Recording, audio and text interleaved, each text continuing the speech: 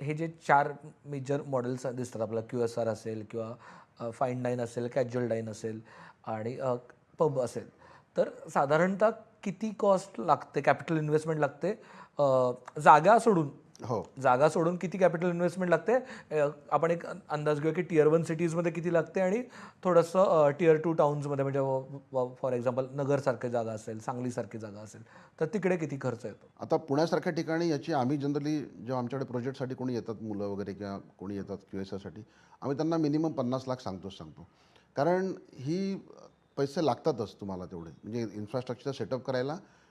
कारण याच्यामध्ये छुपे खर्च जे आहेत ना हे बरेच खर्च आहेत. हे म्हणजे काय काय असतात?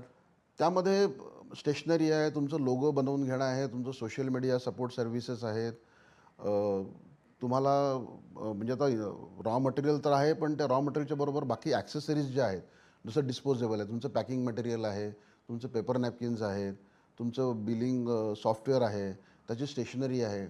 म्हणजे असे इतके खर्च असतात की जे कदाचित विचार करताना कोणी केलेलं नसतं. आता आम्ही जेव्हा प्रोजेक्ट करतो ते आम्ही ह्या सगळ्या गोष्टी पूर्ण ठोकताळा मांडतो आणि ते लोकांच्या पुढे ठेवतो. पण बऱ्याच लोकांनाही माहिती नसतं की आपल्याला एवढे खर्च येणार आहेत. तर जनरली 50 लाख वगैरे आम्ही पुण्यासारख्या शहरात सांगतो. तुम्ही आता थोड्या छोट्या शहरांमध्ये गेलात कदाचित, मग ते अगेन परत प्रोडक्टच्या ह्याच्यानुसार ठरतं परत ते, की 30 लाख 40 लाखामध्ये होणार आहे का वगैरे वगैरे.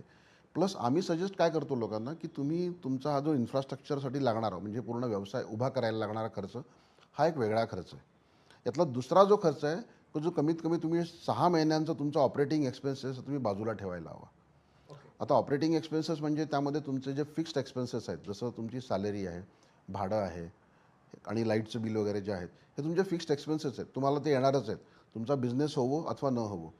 तर त्या बिझनेससाठी लागणार तुमचा इन्फ्रास्ट्रक्चर म्हणजे हा जो पैसा आहे, हा जो तुम्ही वेगळा ठेवला, तर तुम्हाला तो कॉन्फिडन्स राहतो, की माझ्याकडे पैसे आहेत आणि मी 6 महिने माझा बिझनेस झाला जरी नाही, तरी पण मी हे बिझनेस सक्सेसफुली रन करू शकतो. आणि तुम्हाला तेवढा वेळ हा अवकाश असतो, की तुमचा बिझनेस हळूहळू सेट होतो.